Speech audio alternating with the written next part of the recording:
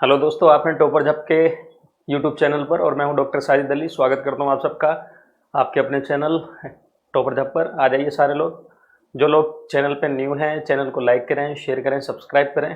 तो शुरू करते हैं और क्लास बिना टाइम को वेस्ट किए हुए। तो आज फ्लेवर चेंज कर लेते हैं। केमिस्ट्री, रासायनिक विज्ञान या रसायन विज्ञान, आप कुछ भी बोलो। रसायन विज्ञान, रासायनिक विज्ञान, रसायन शास्त्र एक ही चीज़ है। तो रसायन विज्ञान जो लोग आप लोगों में पढ़ चुके हैं, कोई नहीं, उनका रिवाइज हो जाएगा। लेकिन नोट्स बनाते रहना, कुछ ना कुछ न्यू मिलेगा पिछली बार से। केमिस्ट्री क्या है? Chemistry is the branch of science in which the composition of material can be studied. इसमें हम देखते हैं कि जो मैटर है, मटेरियल है, वो किस चीज़ से मिलकर बना है, उसका कंपोजिशन क्या है, कैसे एलिमेंट बनते हैं, कैसे एटम बनते हैं ना, ये सब जो मॉलिक्यूल्स होते हैं कैसे बनते हैं, बॉन्डिंग कैसे होती है इनमें कैसे जो है इलेक्ट्रॉन और प्रोटॉन में अट्रैक्शन होता है, ये सारी चीज़ें हम ये सारी देखते हैं। तो मटेरियल केमिस्ट्री की क्लास हुई है पहले आपके साथ, केमिस्ट्री की क्लास हुई, ओके।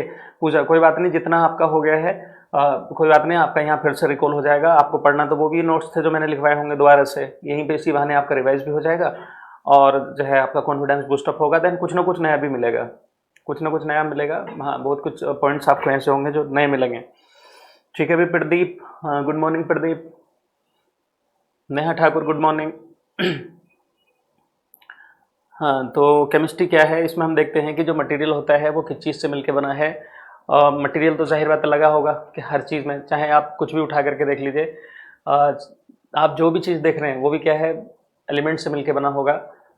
तो पीरियोडिक टेबल में आप लोगों ने 118 एलिमेंट्स पढ़े होंगे। ये तो वो हैं जो अभी खोज लिए गए हैं, न जाने अभी तो कितने खोजे जाएंगे, समझ रहे हैं ना। तो केमिस्ट्री में हम यही सब देखते हैं, कंपोजिशन। तो एक साइंटिस्ट थे जिनका नाम था लेवोइजर, एंटोनी डी लेवोइजर पूरा नाम था उनका, बट इतने से काम चल जाएगा। लेवोइजर को फादर ऑफ जो है वो केमिस्ट्री कहा जाता है। इस पॉइंट को आप नोट कर लेंगे, Lavoisier is called father of chemistry, father of chemistry.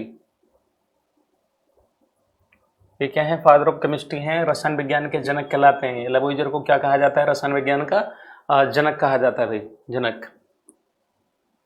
Clear? Then एक वर्ड है कीमिया। कीमिया वर्ड से ही जो है केमिस्ट्री आया, ऐसे कह सकते हैं। Chemistry word derive from word कीमिया विच मीन ब्लैक। इसका मतलब क्या होता है? Black, okay. हाँ, इजिप्टियन वर्ड है ये। तो वहाँ पे क्या है कि कीमिया वर्ड से जो है इसको लिया गया, और कीमिया का मतलब होता है ब्लैक। तो we can say that chemistry word derive from word कीमिया विच मीन ब्लैक। तो आप ये कह सकते हैं कि रसायन विज्ञान शब्द की यानी केमिस्ट्री शब्द की उत्पत्ति इजिप्ट के यानी मिस्र के वर्ड शब्द कीमिया से हुई है, जिसका अर्थ होता है क्या? ब्लैक। ब्लैक, क्योंकि जो केमिकल्स वगैरह होते हैं ना वो ब्लैक ब्लैक की कैटेगरी में आ जाते हैं ये। तो आप लोगों ने रिवोल्यूशंस वगैरह भी पढ़े होंगे, तो खैर, तो ब्लैक है मतलब इसका केमिस्ट्री का, कीमिया। मैं इसको रेज कर दे रहा हूँ। तो केमिस्ट्री में अगर हम देखें तो केमिस्ट्री में हम बात मैटर की करते हैं। मैटर, फिजिक्स में मैटर और एनर्जी का इंटरेक्शन पढ़ेंगे। तो जो पदार्थ होता है किसको बोलते हैं? Anything, anything, anything which has definite mass and occupy the space, and occupy the space is called matter, is called matter। anything which has definite mass and occupy the space is called matter। Hindi में लिख लेंगे, कोई भी चीज़ जिसका निश्चित द्रव्यमान हो, मैं बोल दे रहा हूँ भी वैसे लिख लो, कोई भी चीज़ जिसका निश्चित द्रव्यमान हो तथा वह जगह घेरता हो पदार्थ कहलाता है। कोई भी चीज़ जिसका निश्चित द्रव्यमान होता है तथा वह जगह घेरता है पदार्थ कहलाता है, मटेरियल कहलाता है। जाहिर बात है, अगर कोई चीज़ दुनिया में मौजूद होगी तो उसका अपना निश्चित मास जरूर होगा। मास मतलब मटेरियल। हाँ, कोई भी चीज़ जिसका निश्चित द्रव्यमान होता है तथा वह जगह घेरता है पदार्थ कहलाता है। चाहे वो चीज़ आपको आंखों से नजर आए या ना नजर आए, लेकिन अगर दुनिया में मौजूद है तो जाहिर बात है वो मैटर है। जैसे बहुत से बैक्टीरिया वगैरह आपको नज़र नहीं आते, वायरस नज़र नहीं आते, इलेक्ट्रॉन, प्रोटॉन, न्यूट्रॉन के सिर्फ आप लोगों ने नाम सुने होंगे, नज़र नहीं आते, लेकिन क्या उनका अपना निश्चित मास होता है। Okay mister. मैटर जो होती हैं इनकी कितनी स्टेट्स होती हैं? तो अगला हेडिंग डालेंगे फटाफट, states of matter. States of matter, थोड़ा फास्ट फास्ट लिखेंगे, जल्दी करना है। तो पदार्थ की अवस्थाएं, पदार्थ की अवस्थाएं, कौन कौन सी पदार्थ की अवस्थाएं होती हैं वो देख लेंगे। तो कितनी स्टेट होती हैं भाई, पदार्थ की कितनी स्टेट होती हैं? चलिए कौन कौन बताएगा, फटाफट बताएं, पदार्थ की कितनी अवस्थाएं होती हैं? हाँ नहीं, कितनी होती है भाई? मैंने बता रखी है आप लोगों को, 5 स्टेट होती हैं। कौन कौन सी होती हैं आप देखिएगा, 3 तो आपने पढ़ी रखी होंगी, सॉलिड यानी ठोस, दूसरा लिक्विड यानी द्रव, तीसरा गैस, राइट, और फोर्थ क्या होता है? प्लाज्मा। फोर्थ क्या है भाई? ये प्लाज्मा है। देखो, और जो बायोलॉजी में आपने ब्लड का पोर्शन पढ़ा था वो अलग प्लाज्मा था। यहाँ पर बात मैटर की गई है, तो plasma fourth state of matter होती है। देन फिफ्थ होता है कौन सा? Bose Einstein condensate, Bose Einstein condensate, हाँ Lalita, Bose Einstein condensate, Bose Einstein condensate, okay, इसको शॉर्ट में बीईसी भी बोल देते हैं। हाँ चलिए इनके बारे में समझ लेंगे कि प्लाज्मा क्या होता है। ये 3 तो आपको पता ही हैं। अगर ये कहा जाए कि एक रूप से दूसरे रूप में बदलने वाली कितनी स्टेट्स ऑफ मैटर होती हैं तो आप 3 बताएंगे, बट हम ओवरऑल मिला के कहें कि टोटल स्टेट ऑफ मैटर कितनी होती हैं तो there are 5 state of matter, right. हाँ 3 converting and 2 non converting, yes very good. तो इधर आप समझ लेंगे। तो ये जो प्लाज्मा है क्या होता है? प्लाज्मा देखो, इसमें हाईली आयनाइज्ड गैसेस होती हैं, और जहाँ पर बहुत ज़्यादा हाई टेम्परेचर होता है उसमें आयनाइज्ड गैसेस होती हैं, वही प्लाज्मा होता है। जैसा आप लोगों ने पढ़ा होगा, सूरज और तारों का जो टेम्परेचर होता है वहाँ पर हीलियम और हाइड्रोजन गैसेस होती हैं और न्यूक्लियर फ्यूजन रिएक्शन चलती है, बहुत ज़्यादा हाई टेम्परेचर होता है, इसलिए वहाँ पर जो है प्लाज्मा है। समझ रहे हैं? बोस आइंस्टीन कंडेंसेट क्या होता है? ये सुपर कूलिंग स्टेट होती है, और इसके बारे में आइडिया दिया था कभी बोस ने, इंडियन साइंटिस्ट से, सत्येंद्र नाथ बोस, नो जगदीश चंद्र बोस, कौन से? सत्येंद्र नाथ बोस, और दूसरे भाई अल्बर्ट आइंस्टीन, इन दोनों ने इसके बारे में एक आइडिया दिया था। फिर बाद में इसकी खोज हो भी गई बाद में, और तो जो है ये अलग स्टेट ऑफ मैटर है, कूलिंग स्टेट होती है, सुपर कूल टाइप का होता है इसमें, तो ये स्टेट ऑफ मैटर है 5वीं। समझ रहे ना? तो अगर मैं कहूँ फोर्थ स्टेट ऑफ मैटर कौन सी है तो आपको प्लाज्मा ही बताना है। मैं कहूँ थर्ड कौन सी है तो गैस बताएंगे, सीरियल चेंज नहीं होगा भी इसमें, सीक्वेंस चेंज नहीं होगा, वही रहेगा। मैं कहूँ फर्स्ट स्टेट ऑफ मैटर तो सॉलिड आंसर हुआ। मैं कहूँ फिफ्थ कौन सा है तो बोस आइंस्टीन कंडेंसेट, राइट। तो these are the 5 state of matter. और 3 जो है वो कन्वर्ट हो सकती हैं इजिली। देखो इनको तो हम भाई ये तो जहाँ पर हाईली सुपर ये हाईली आयनाइज्ड गैसेस होती हैं वहाँ पे मिल जाएगा, इसको हम जो है जनरली देख नहीं पाते। तो जो है 3 का तो हमें पता ही है, तो 3 का जो है इंटर कन्वर्जन होता है, उससे जो है क्वेश्चन आते हैं, उसको आप देख लेंगे। देखो जनरली क्या होता है कि जो सॉलिड होता है, जो ठोस होता है, ठोस का अगर आप टेम्परेचर बढ़ा दें तो ये जो है जैसे ही आप टेम्परेचर बढ़ाएंगे, ये सिंबल है डेल्टा, अगर मैं बनाऊं तो समझ लेना कि भाई ये सिंबल है टेम्परेचर का। अगर एरो में ऊपर की तरफ बनाऊं तो आप ये समझ लेना कि हम टेम्परेचर बढ़ाने की बात कर रहे हैं। तो ये कन्वर्ट हो जाएगा किसमें? लिक्विड में, लिक्विड यानी द्रव, क्लियर। और अगर इसका वो टेम्परेचर बढ़ा दें तो ये कन्वर्ट हो जाता है किसमें? गैस में, ठीक है। गैस को ठंडा कर दें तो ये कन्वर्ट हो जाता है किसमें? लिक्विड में, और लिक्विड को और ठंडा कर दें तो कन्वर्ट हो जाएगा किसमें? सॉलिड में। तो इस तरह से ये आपस में इंटर कन्वर्जन होता है। सॉलिड का लिक्विड में कन्वर्ट होना क्या कहलाता है? इसको हम बोलते हैं क्या? फ्यूजन बोल देते हैं, फ्यूजन, और इसको हिंदी में बोलते हैं संगलन, क्लियर। लिक्विड का गैस में कन्वर्ट हो जाना ये कहलाता है वेपोराइजेशन, वेपोराइजेशन भी इसको बोल देते हैं और इवेपोरेशन भी बोल देते हैं। इवेपोरेशन जो होता है वो बिलो द बॉइलिंग पॉइंट होता है, ये नेचुरल फिनोमिना होता है, ये आर्टिफिशियल फिनोमिना होता है। समझ रहे हैं? इसको हिंदी में जो है बाष्पीकरण बोल देते हैं, बाष्पीकरण या बाष्पोत्सर्जन बोलते हैं इसको हिंदी में, बाष्पोत्सर्जन, है ना। इस तरह से जो है इंटर कन्वर्जन हो जाता है। गैस का लिक्विड में कन्वर्जन क्या कहलाता है? कंडेंसेशन, कंडेंसेशन क्या कहलाता है? ये कंडेंसेशन, हिंदी में आप इसको बोलते हैं संघनन। लिक्विड का सॉलिड में कन्वर्ट होना सॉलिडिफिकेशन बोलते हैं इसको, सॉलिडिफिकेशन कह सकते हैं, सॉलिडिफिकेशन। ठोसकरण इसको हिंदी में आप बोल देते हैं कि ठोस बनना, तो ठोसकरण बोल देते हैं। बट कुछ ऐसे भी मटेरियल हैं जो डायरेक्ट ऐसा होता है कि सॉलिड से गैस में कन्वर्ट हो जाते हैं, तो इसको बोलते हैं आप क्या? सब्लिमेशन। क्या बोलते हैं इसको? सब्लिमेशन, हिंदी में बोलते हैं उदर्वपातन। लेकिन ऐसा भी पॉसिबल है कि गैस का कन्वर्जन जो है वो सॉलिड में भी हो सकता है। इसको देखो केमिस्ट्री में आप देखेंगे तो सब्लिमेशन ही बोलते हैं इसको, लेकिन कहीं कहीं जो है ना रिसब्लिमेशन लिखा होता है। तो एक ही चीज़ है, उसको एक ही चीज़ समझ लेना। देखो गैस का सॉलिड में कन्वर्ट होना, इसका एग्जांपल होता है, जैसे फॉर एग्जांपल देख लेंगे CO2 जो होती है, CO2 गैस को अगर एकदम से ठंडा कर दें तो वो क्या है, शुष्क हो जाती है, उसको हम बोलते हैं ड्राई आइस, शुष्क बर्फ बोल देते हैं इसको। क्या बोलते हैं? शुष्क बर्फ, शुष्क बर्फ, शुष्क बर्फ। और इसके बहुत से एग्जाम्पल हैं, इसके इस वाले सब्लिमेशन के, जो सॉलिड से गैस में कन्वर्ट होगा, जैसे आपने पढ़ा ही होगा, जैसे कैम्फर, कपूर वगैरह है नहीं, नेप्थलीन, एंथ्रासीन। कैम्फर किसको बोलते हैं? कपूर को। उसके अलावा जैसे नेप्थलीन लिख लेंगे, नेप्थलीन, एंथ्रासीन, ये सब इसके एग्जाम्पल हैं, तो ये आप लिख लें फटाफट। चलिए इसको लिख लेंगे सारे लोग, स्क्रीनशॉट ले लो या तो। अब हम बात करेंगे जो एटम होता है, एटम क्या होता है, इसको आप बोलते हैं परमाणु। परमाणु, देखो नाम है परम अणु। दो चीजें होती हैं, परम सीमा, चरम सीमा, है ना। परम मतलब छोटा होता है, नहीं, परम मतलब जो है छोटा होता है, और चरम मतलब हाईएस्ट होता है, समझ रहे हैं। तो अभी एटम मॉलिक्यूल देख लेते हैं। तो ये क्या है, ये एटम जो है वो स्मॉलेस्ट यूनिट होती है। Atom is the smallest unit of matter which can't be divisible further। इसको आप और छोटा नहीं कर सकते। स्टेट की ये क्या है, स्मॉलेस्ट यूनिट होती है मैटर की ये। तो atom is the smallest unit of matter which can't be divisible further and doesn't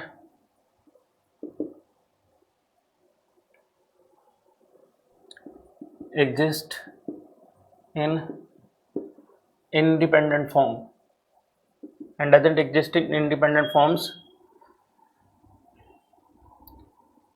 and takes part in chemical reactions for their stability। देखो इसकी खास बात क्या होता है कि ये इंडिपेंडेंट फॉर्म में नहीं रह सकता, इसको आप और छोटा भी नहीं कर सकते, और ये केमिकल रिएक्शन में पार्टिसिपेट करता है। इलेक्ट्रॉन लेकर के या दे करके अपने आप को स्टेबल बनाएगा। इलेक्ट्रॉन ले दे करके क्या अपने आप को स्टेबल बनाएगा, और तभी जो है स्टेबिलिटी होगी। क्लियर? तो मैं हिंदी में लिख दे रहा हूँ। ये परमाणु, ये हिंदी वाले जल्दी से लिख लेना। परमाणु पदार्थ का वह सूक्ष्मतम कण है, सूक्ष्मतम कण है जिसे और छोटा नहीं किया जा सकता है। यानी और दो भागों में और नहीं तोड़ सकते उसको, नहीं, छोटा नहीं किया जा सकता है। और मैं सिंपल लैंग्वेज में लिख रहा हूँ भाई। और स्वतंत्र अवस्था यानी मुक्त अवस्था, स्वतंत्र अवस्था में भी नहीं रह सकता है, तथा रासायनिक अभिक्रियाओं में भाग लेता है, तथा रासायनिक अभिक्रियाओं में भाग लेता है। Clear dear? यहाँ तक लिख लें आप बस। परमाणु पदार्थ का वह सूक्ष्म कण है जिसे और छोटा नहीं किया जा सकता है, और स्वतंत्र अवस्था में भी नहीं रह सकता है, तथा रासायनिक अभिक्रियाओं में भाग लेता है। ये इंडिपेंडेंट फॉर्म में नहीं रह सकता, बट इसके जो है कुछ एक्सेप्शन है। एक्सेप्ट, ये लिख लेना एक्सेप्ट, ये अपवाद हैं इसके, एक्सेप्शन है। एक्सेप्शन क्या है? जो इनर्ट गैसेस होती हैं, इनर्ट गैसेस, इनको आप नोबल गैसेस भी बोलते हैं, नोबल गैसेस। तो इनको आप हिंदी में क्या बोलते हैं? अक्रिय गैस से। ये इनके एग्जाम्पल हैं, मोनो एटॉमिक होते हैं। मोनो एटॉमिक हो गए यानी एटम होकर के भी एग्जिस्ट कर सकते हैं इंडिपेंडेंट फॉर्म में। जो इनर्ट गैसेस होती हैं वो किसी से रिएक्शन नहीं करती और इंडिपेंडेंट फॉर्म में पाई जाती हैं भाई। ये एक्सेप्शन होते हैं, है ना। 6 एटम ऐसे हैं। एक तो है हीलियम, कौन सा? हीलियम। दूसरा है नियॉन, तीसरा है आर्गन, चौथा है क्रिप्टन,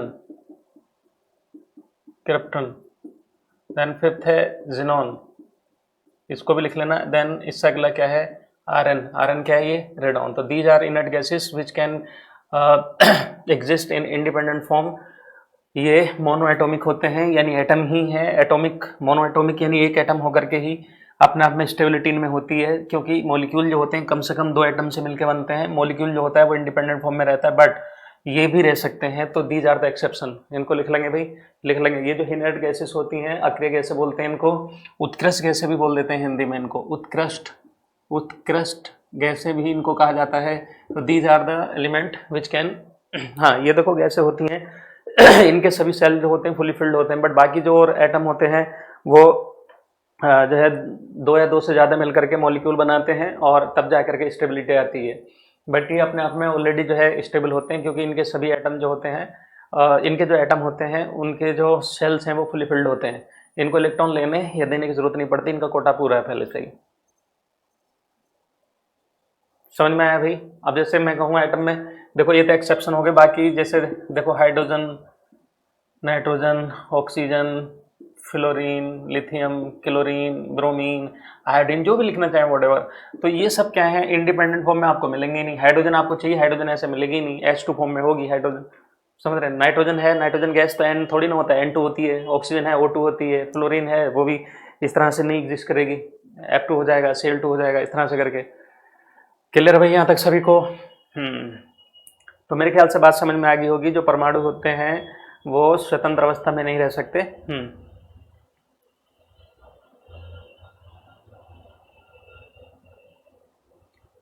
लिखा, लिखा भाई सबने?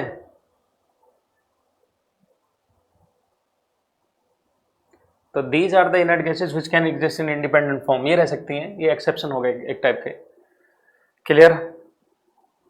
मैं इसको रेज कर दे रहा हूँ।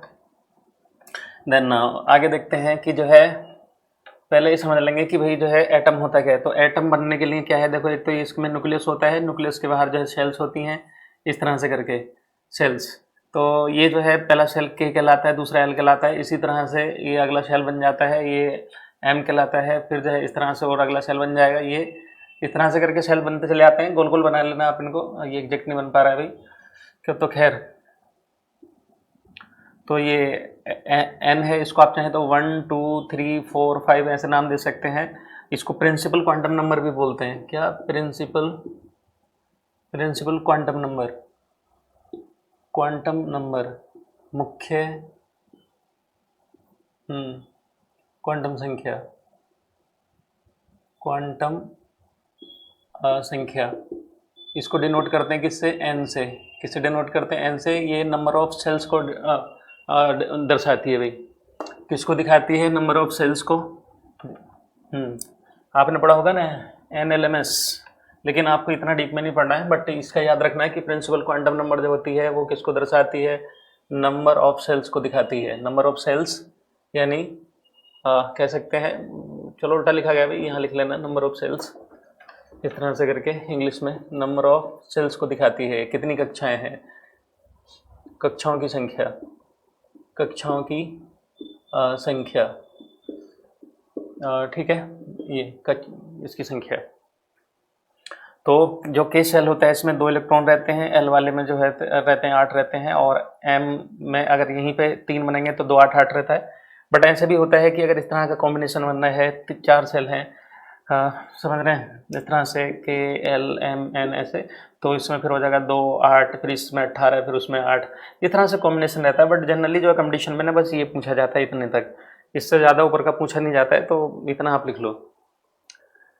इसका मतलब ये है कि के सेल में मैक्सिमम जो है देखो 2 इलेक्ट्रॉन घूम सकते हैं, यहाँ पे सिर्फ 2 इलेक्ट्रॉन रहेंगे, दूसरे वाले में 8, तो इस तरह से 2 3 4 5 6 7 8 इस तरह से करके। इससे अगले वाले में 18 हो जाएंगे क्योंकि 4 सेल हैं, ठीक है। और इनमें भी अलग अलग चीज़ें होती हैं, ट्रांजिशन एलिमेंट का अलग जो है इलेक्ट्रॉनिक कन्फिग्रेशन होता है, इनर ट्रांजिशन का अलग होता है, समझ रहे हैं ना। तो बस आपको उतना ज़्यादा नहीं पढ़ना है, बस इतना याद रखिएगा। तो देखो जो फिर होते हैं सब एटॉमिक पार्टिकल्स। क्या होते हैं? सब एटॉमिक, ये अगला हेडिंग डाल लेंगे, सब एटॉमिक पार्टिकल्स होते हैं, सब एटॉमिक पार्टिकल्स, सब एटॉमिक पार्टिकल्स। इनको जो है क्या बोलते हैं? उप परमाणु कण बोलते हैं, उप परमाणु कण, उप परमाणु कण।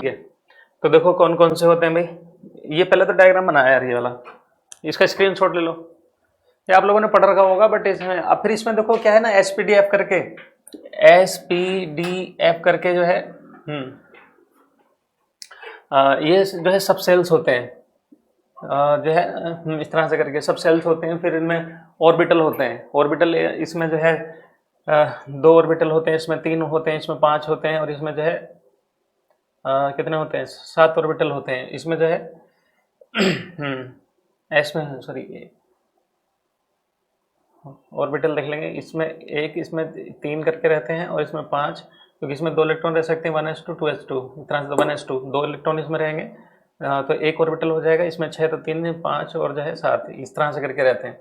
तो इनको ज़्यादा एसपीडीएफ वाला जो है ना, वो जो सब ऑर्बिटल वाला जो है वो सब पढ़ने की जरूरत नहीं है। आओ वाओ प्रिंसिपल और हुंड रूल्स, उससे कोई क्वेश्चन नहीं आता है भाई, ठीक है। बस ये आता है कि जो है एटॉमिक थ्योरी किसने दी थी, जो सबसे पहले जो है एटॉमिक थ्योरी दी थी,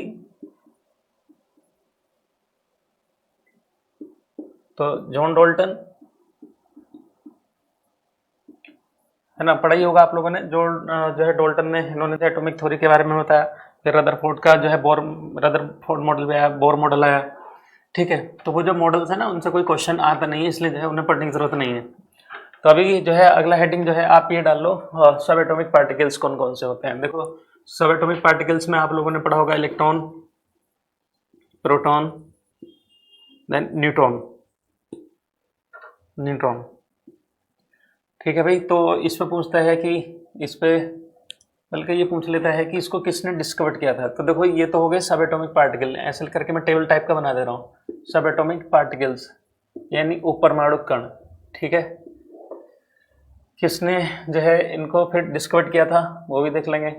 डिस्कवर्ड बाई, डिस्कवरर इनके कौन थे, खोजकर्ता, खोज किसने की थी, तो इनके खोजकर्ता थे, तो आपको पता होगा सर जे थॉमसन पूरा नाम था इनका। प्रोटॉन की खोज किसने की थी, रदरफोर्ड, रदरफोर्ड। लेकिन आजकल किताबों में जो है ना एनसीईआरटी वगैरह में देखें तो गोल्डस्टीन लिखा रहा है। अगर ये दोनों ऑप्शन में हो तो then you will choose the Goldstein, नहीं हो तो फिर रदरफोर्ड। न्यूटन की खोज किसने की थी, जेम्स चैडविक ने। इससे क्वेश्चन आ जाता है भाई, सीएचएसएल वगैरह के इनके सबके एग्जाम में से क्वेश्चन आते हैं। तो कई बार ऐसा होता है हमें ये तीनों नाम भी याद होते हैं, ये तीनों नाम भी याद होते हैं, बट क्या है गड़बड़ हो जाती है। ऐसा लगता है कि एग्जामिनेशन हॉल में कि इसने खोज की थी, इसने की, उसने की, उसने की, इसने, मिक्सअप हो जाता है। इसलिए देखो आया हुआ क्वेश्चन गलत हो गया ना तो ज़्यादा दुख होता है भाई। तो आया हुआ क्वेश्चन गलत नहीं होना चाहिए आप लोगों का, ओके। तो उससे अगला देख लेंगे, एक चीज़ पूछता है कि भाई इस पर जो है ये डिस्कवर हो गई, देन इससे अगला ये यहाँ पे ये वो कर लेंगे कॉलम में कि इनमें चार्ज कौन सा होता है, चार्ज, इनमें आवेश कौन सा होता है। तो देखो इस पे जो है नेगेटिव चार्ज होता है। कैसा होता है, नेगेटिव, मैं बल्कि ऐसे लिख दे रहा हूँ, नेगेटिव चार्ज होता है। और प्रोटॉन जो होते हैं इन पर क्या है, पॉजिटिव चार्ज होता है। और जो न्यूट्रॉन होते हैं इन पर कोई चार्ज नहीं होता। ये कैसे होते हैं, न्यूट्रल होते हैं, बोले तो उदासीन। ये दोनों के बीच के हैं, न ये वो हैं न वो हैं, ये वो हैं, मतलब बीच के हैं। ये बोले बीच के नहीं, मतलब इन द सेंस कि न्यूट्रल होता है। ये इसको लिख लो फटाफट। अगर तो हम चार्ज की बात करें ना तो कितना चार्ज होता है इसमें, तो ये होता है माइनस में तो है ही 1.6 इंटू 10⁻⁻19 कूलम, ठीक है, इतना हो गया। इसमें देखें तो इस पर भी इतना ही होता है, बस पॉजिटिव में होता है कितना, उतना ही 1.6 इंटू 10⁻⁻19 कूलम। तो इस तरह से करके सी से लिखेंगे कूलम, सी से भी लिख सकते हैं कि ओके कूलम। तो इतना चार्ज जो है इन पर होता है कूलम चार्ज। अब अगर आपसे क्वेश्चन पूछ लिया जाए कि बताओ दुनिया में कितना मिनिमम चार्ज एग्जिस्ट करता है, तो आप इतना बताएंगे -1.6 × 10⁻⁻19 कूलम। आप कहें कि आधा इलेक्ट्रॉन, तो भाई देखो आधा इलेक्ट्रॉन वगैरह नहीं होता है कि भाई आधा इलेक्ट्रॉन इसका आधा चार्ज कर दिया। तो इस पर इसका स्क्रीनशॉट ले लो या लिख लो, जैसे भी मन करे। लिखा, तो these are the subatomic particles. बन जाएंगे। आपसे चार्ज पूछा जा सकता है कि इस पर कितना चार्ज होता है, ये भी पूछा जा सकता है कि निगेटिव की पॉजिटिव, किसने डिस्कवर किया था, ये भी आपसे पूछा जा सकता है। मॉलिक्यूल की तो हेडिंग डालेंगे मॉलिक्यूल, तो इसको आपके बोलते हैं हिंदी में अणु बोलते हैं, अणु। तो अणु क्या होता है, परमाणु क्या होता है, गुड मॉर्निंग।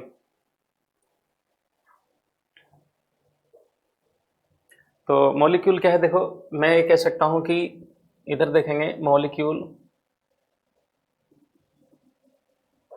मॉलिक्यूल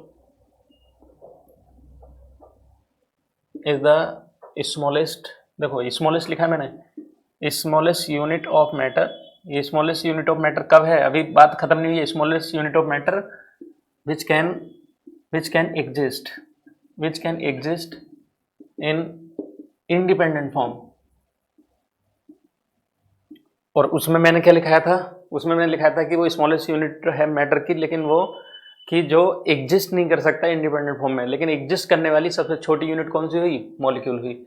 समझ रहे हैं, वो इंडिपेंडेंट फॉर्म में एग्जिस्ट नहीं कर सकता। तो molecule is the smallest unit of matter which can exist in independent form and doesn't takes part in chemical reactions। अब देखो, अब मैंने यहाँ पे कहा कि भाई ये केमिकल रिएक्शन में पार्टिसिपेट नहीं कर सकता। इसका मतलब ये है कि जब आप दो मॉलिक्यूल को मिलाते हैं ना, दो रिएक्टेंट को मिलाते हैं, कोई मॉलिक्यूल वगैरह लेते हैं, तो वो डायरेक्ट ऐसी थोड़ी ना जुड़ जाता है। पहले देखा होगा, वो पहले टूटता है एटॉमिक फॉर्म में, फिर एटम्स जोड़ करके आगे प्रोडक्ट बनाते हैं, अलग अगले मॉलिक्यूल बनाते हैं, प्रोडक्ट बनाते हैं। बट ऐसा तो होता नहीं कि भी डायरेक्ट ऐसे जोड़ दिया आपने।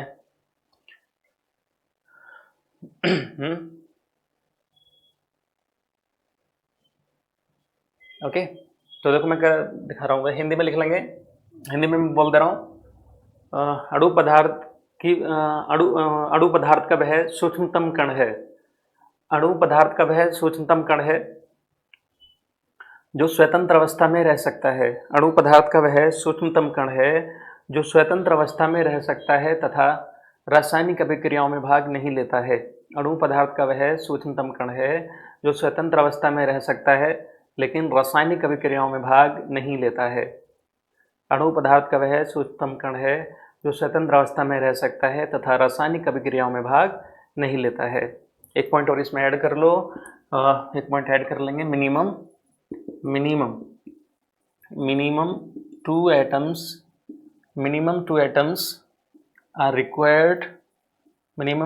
are required to form a molecule। निम्नतम यानी कम से कम, निम्नतम दो परमाणु मिलकर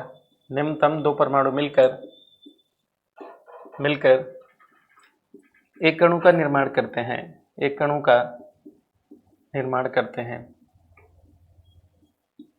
निम्नतम दो परमाणु मिलकर एक अणु का निर्माण करते हैं। Minimum two atoms are required to form a molecule.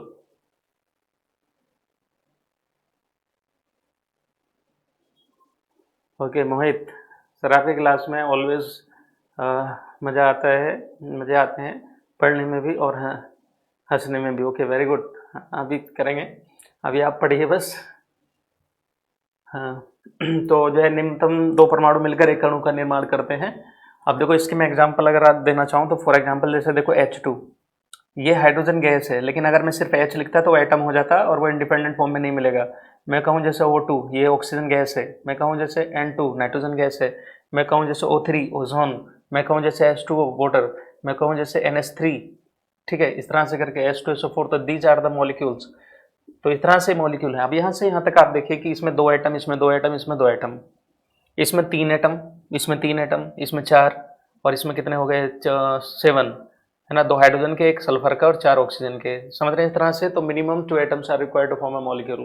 Got it? समझ में आ रहा होगा भाई, आर्ट्स एंड कॉमर्स के जो